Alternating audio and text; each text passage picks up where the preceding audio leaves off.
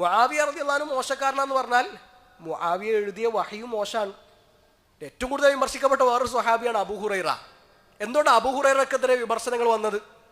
അബൂ ഹുറൈറ മോശക്കാരനാണ്, പ്രശ്നക്കാരനാന്ന് പറഞ്ഞാൽ അബൂ ഹുറൈറ റിപ്പോർട്ട് ചെയ്ത 5374 ഹദീസുകളും പ്രശ്നമാണ്. ഇസ്ലാമിന്റെ പ്രമാണങ്ങളെ നേരിടാനുള്ള ശക്തി ഇല്ലാത്തത് കൊണ്ട് ശത്രുക്കൾ ചെയ്ത പണിയാണ് ആ പ്രമാണങ്ങൾ എത്തിച്ചു തന്നവരെ മോശക്കാരാക്കുക, അവരെ പ്രശ്നക്കാരാക്കുക.